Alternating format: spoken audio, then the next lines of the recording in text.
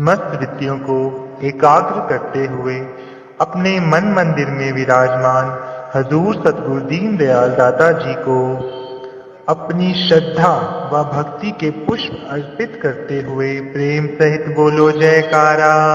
बोल मेरे श्री गुरु महाराज की जय। गुरुमुखो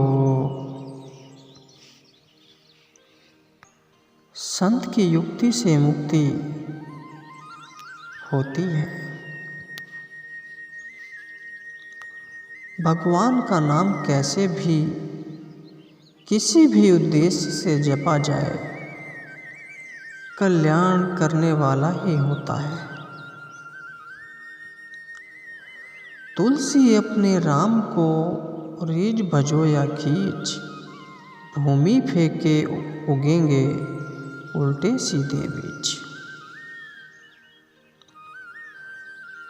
अजामिल श्रीमद् भगवत में जिनका वृतांत आता है, महर्षि वाल्मीकि जी तथा अन्य कई नामी अनामी भक्त एवं महापुरुष हैं जो भगवान नाम जाप के प्रताप से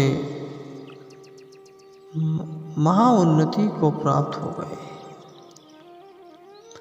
भवसागर से तर गए। दक्षिण भारत में ज्ञान संबंधम नाम के एक विवेकशील पुरुष थे। उनकी पत्नी का नाम था नमः शिवाय। नमः शिवाय नमः शिवाय का देहांत होने पर ज्ञान संबंधम एक कुछ कोटि के आत्मानुभवी संत के पास जाकर बोले,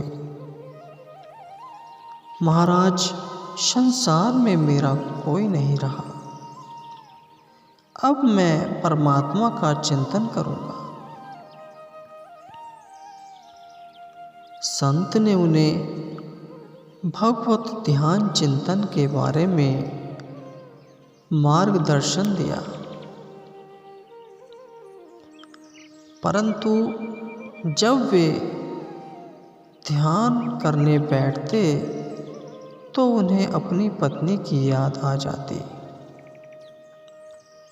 वे पुनः संत के पास गए और बोले, मुझसे परमात्मा का चिंतन नहीं होता, पत्नी का ही चिंतन होता है।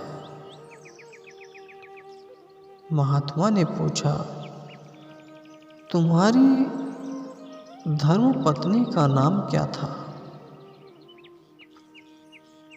ज्ञान संबंधम बोले, नमः शिवाय।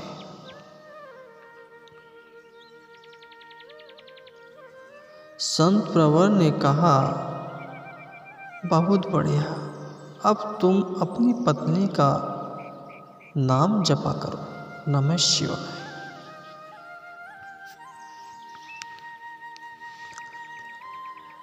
संत की आज्ञा शिरोधार्य कर कर उन्होंने इसी नाम का जाप शुरू कर दिया, नमः शिवाय। भगवान शिव का मंत्र होने से ज्ञान संबंधम की मति पवित्र व सूक्ष्म होती गई और धीरे धीरे वह आत्मस्वरूप के तांत्विक ज्ञान और तत्व चिंतन के अधिकारी हो गए। कुछ समय बीतने पर वे संत के पास आकर बोले, वह तो मुर्दा हो गई, अब उसका नाम क्यों लें?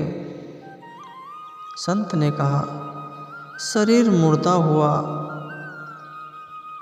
उसमें जो प्राण थे, मन था, वह तो मुर्दा हुआ नहीं। ज्ञान संबंधम वापस गए और ध्यान में बैठ गए।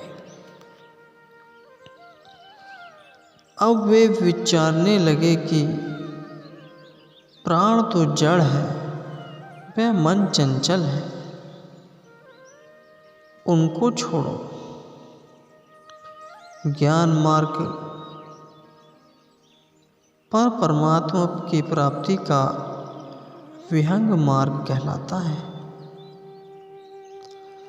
ब्रह्मनिष्ठ संत का सत्संग मार्ग दर्शन व उसके अनुसार अध्ययन चिंतन का सिलसिला चलता रहा और बहुत ही कम समय में ज्ञान संबंधम ने आत्मस्वरूप का ज्ञान प्राप्त कर लिया। ईश्वर के दर्शन के बाद भी आत्मस्वरूप का ज्ञान प्राप्त करना बाकी रह जाता है। हनुमान जी को भगवान श्री रामचंद्र जी के दर्शन के बाद भी जो पाना बाकी था, अर्जुन को भगवान श्री कृष्ण के दर्शन के बाद भी जो पाना बाकी था, नामदेव को विठल के दर्शन के बाद भी जो पाना बाकी था, वह सर्वोपरि ज्ञान उन्होंने पाया। ब्रह्म ज्ञान सर्वोपरि है। श्री कृष्ण ने उद्धव को एकांत में जाकर ब्रह्म स्थिति करने को कहा था। वह सर्वोपरि स्थिति उन्होंने प्राप्त कर ली थी। संतों के पास कैसी कैसी युक्तियां होती हैं, जीवों को भव सागर से तारने की, और कितनी महिमा है भगवान नाम व तत्व चिंतन की। भले नमः शिवाय पत्नी का नाम था, किंतु भगवान नाम अपना काम करता ही है। धन्यवाद है उन अभिभावकों को जो अपने बच्चों के नामकरण के समय भगवान के नामों का ही अवलंबन लेते हैं।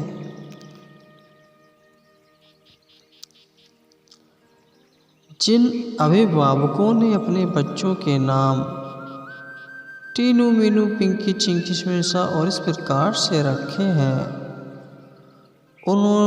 उन्हें हम प्रार्थना करते हैं कि वे अजामिल ज्ञान संबंधम की कथा से प्रेरणा लेकर अपने बच्चों का नाम नारायण हरि, शिव कृष्ण राम हरिदास गोविंद सरस्वती दुर्गा इस प्रकार रखें।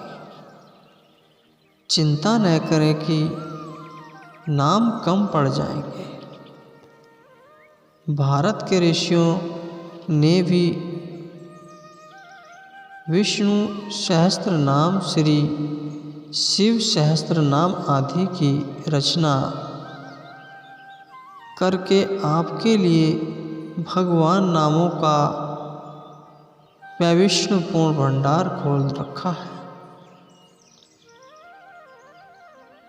अपने सत शास्त्रों में और नाम भी ऐसे कि एक एक नाम भगवान के एक एक अद्भुत गुण का वाचक है।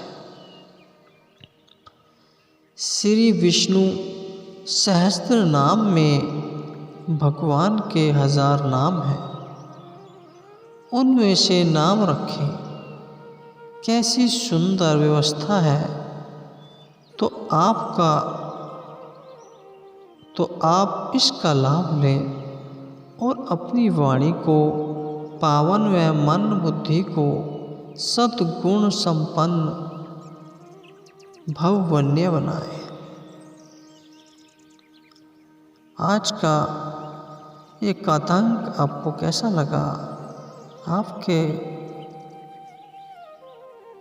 वीडियो को लाइक करें, कमेंट करें और चैनल को सब्सक्राइब जरूर करें।